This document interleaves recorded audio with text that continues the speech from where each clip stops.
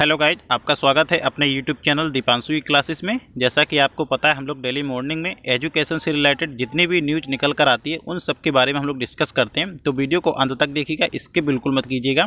और चैनल पर पहली बार आए हैं तो चैनल को सब्सक्राइब जरूर करिएगा। चलिए आज हम लोग बात करेंगे UP board breaking news. UPSC civil सेवा परीक्षा का संशोधित कार्यक्रम जारी हुआ है और टीजीटी पीजीटी शिक्षक भर्ती की प्रक्रिया में तेजी, पॉलिटेक्निक में शिक्षक भर्ती का रास्ता साफ और दिल्ली में 22,000 शिक्षक फिर बहाल होंगे, शिक्षा निदेशालय ने जारी किया आदेश। इन सब के बारे में हम लोग बात करने वाले हैं।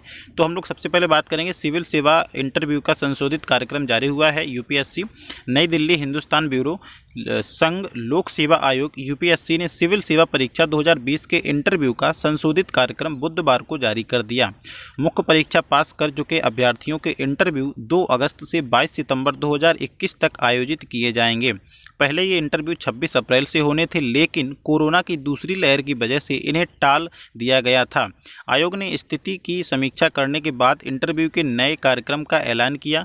यूपीएससी सिविल सेवा मुख्य परीक्षा का रिजल्ट 23 मार्च को जारी किया गया था। इंटरव्यू ने नए कार्यक्रम को यूपीएससी की आधिकारिक वेबसाइट पर जाकर डाउनलोड कर सकते हैं। जल्द जारी होंगे इंटरव्यू लेटर।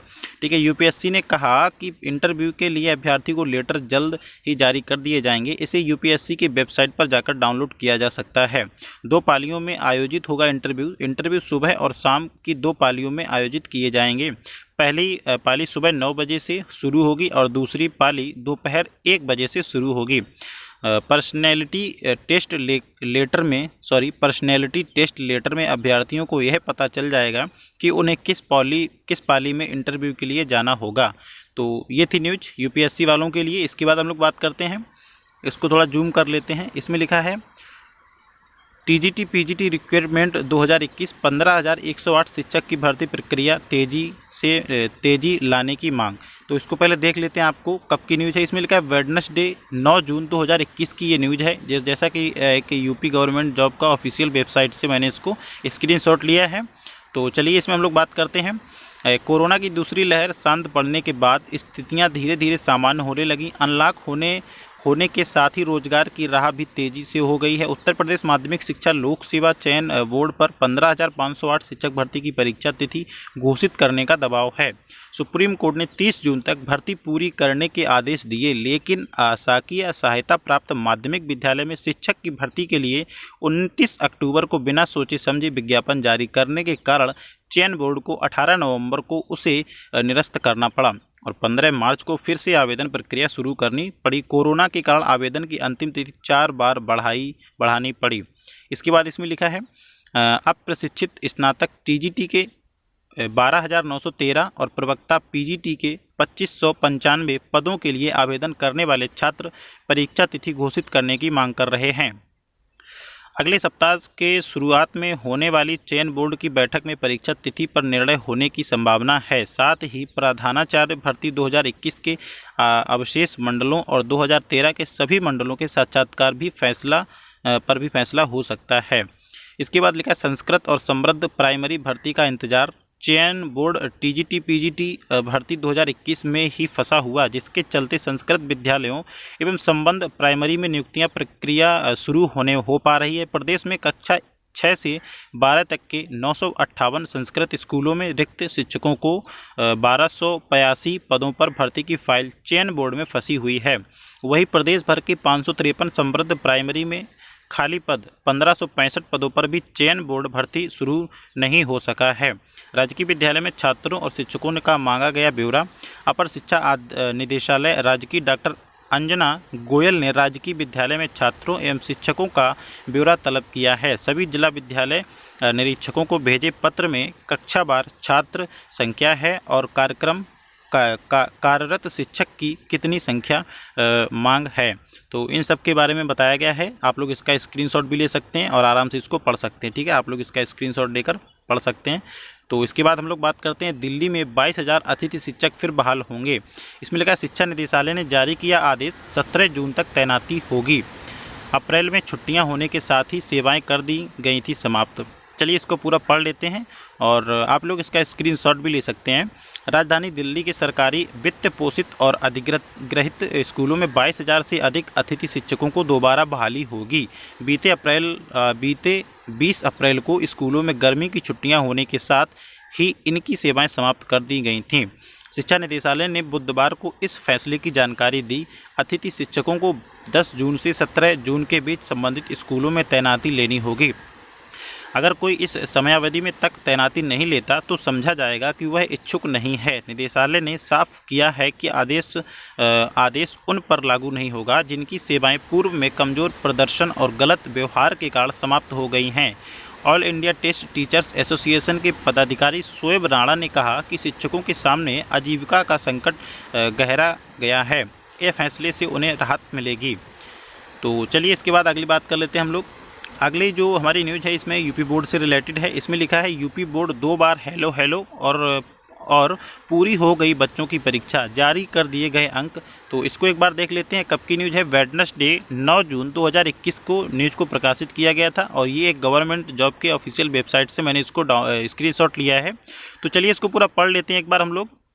देखिए इसमें लिखा है यूपी बोर्ड द्वारा छात्रों के 9वीं व 11वीं का रिजल्ट मांगे जाने के बाद बड़ी संख्या में स्कूलों ने नंबर देने में खेल कर दिया। स्कूलों में छमाही वार्षिक परीक्षा में शामिल नहीं होने वाले छात्रों को पास करने का तरीका खोज निकाला है।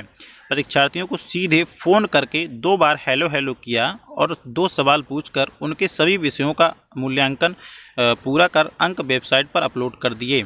यही नहीं, स्कूलों में छात्रों के मोबाइल पर फ़ोन करके छात्रों से कुछ सवाल पूछकर सभी विषय के अंक देकर उन्हें पास कर दिया गया।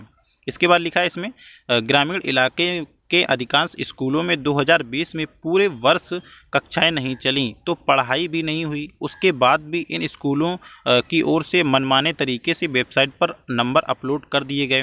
अब यही नंबर हाई स्कूल इंटरमीडिएट के छात्रों को परीक्षा की वेतरणी पार कराएंगे।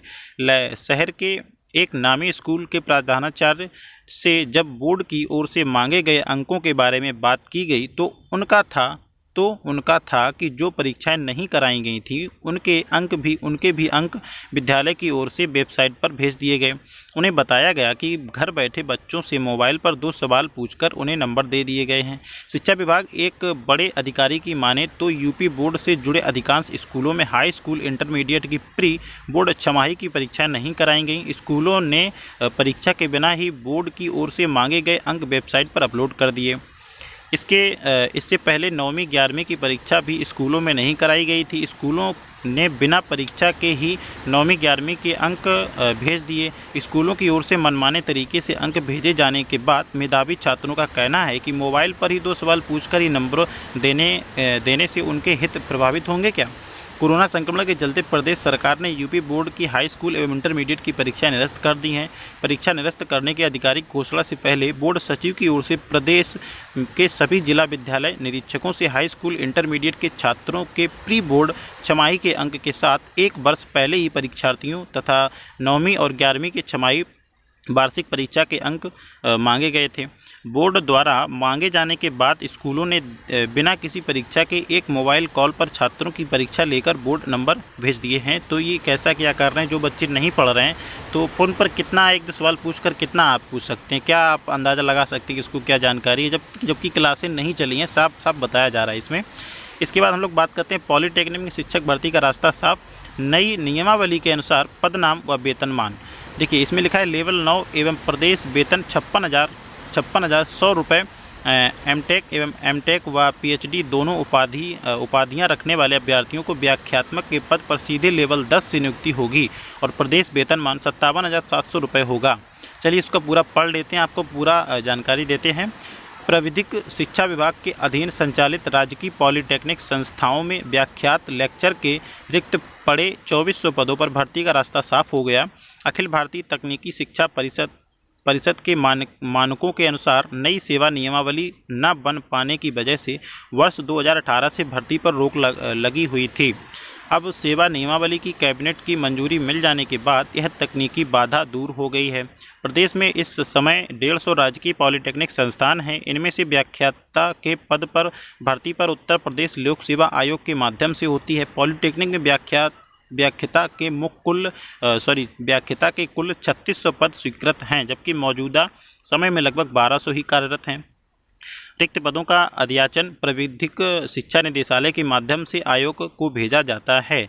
तो इसमें लिखा है AICTE के विनिमय 2010 के अनुसार बनी नई नियमावली के पदों की अर्हता और वेतनमान में भी बदलाव किया गया है। शासन ने 3 मई 2018 को ही शासनादेश जारी कर एक AICTE के विनिमय 2010 को स्वीकार कर लिया गया था, लेकिन उसके अनुसार नियमावली बनने से 3 साल लग गए। यह नई नियमावली में पदों के वेतनमान में बढ़ोतरी की गई है। लिखा है अवधि त्रिस्तरीय होगा शैक्षिक ढांचा, यानी कि AICTE के अनुसार बनी नई नियमावली में पॉलिटेक्निक संस्थान में शैक्षिक संवर्ग में त्रिस्तरीय ढांचा लागू किया गया है। इसके तहत अब केवल व्याख्याता, विभागाध्यक्ष और प्रधानाचार्य के पद होंगे। पहले 4 स्तरीय ढांचा लागू था, जिससे व्याख्याता के बाद वरिष्ठ व्याख्याता का भी पद था। अब वरिष्ठ व्याख्याता का समाप्त कर दिया गया। व्याख्याता पदनाम में ही अब वेतनमान के आधार पर ही प्रोन्नति के 3 अवसर मिलेंगे। इसके बाद विभागाध्यक्ष व प्रधानाचार्य का पद होगा। ठीक है, तो ये न्यूज़ थी। और अभी तक आपने हमारे चैनल को सब्सक्राइब नहीं किया है तो आप प्रतिदिन सुबह एजुकेशन से संबंधित न्यूज़ इन्फॉर्मेशन अपडेट्स पाने के लिए आप हमारे चैनल को सब्सक्राइब जरूर कर लीजिएगा और अपने दोस्तों के साथ इसे शेयर भी कीजिएगा। और अभी तक आप हमारे जो सोशल साइट्स हैं जैसे टेलीग्राम और फेसबुक पेज से और ट्विटर, इंस्टाग्राम या व्हाट्सएप ग्रुप से नहीं जुड़े हैं तो इन सब का लिंक नीचे डिस्क्रिप्शन बॉक्स में दिया हुआ है, आप वहाँ से जाके इसको ज्वाइन कर सकते हैं। और अभी तक आपने अगर हमारी प्लेलिस्ट में जाकर नहीं देखा है तो वहाँ पे आपको सारे वीडियोज एक साथ मिल जाएंगे, आप सारी न्यूज़ एक साथ देख सकते हैं और हर न्यूज़ से आप अपडेट रह सकते हैं। तो और वीडियो आपको अच्छा लगा हो तो वीडियो को दिल से लाइक कीजिएगा और अपने दिल से जो अच्छा सा एक कमेंट आ रहा हो वो एक कमेंट लिखिएगा। ठीक है, और इसके बाद मिलते हैं नेक्स्ट वीडियो के साथ। तब तक के लिए जय हिंद, जय भारत।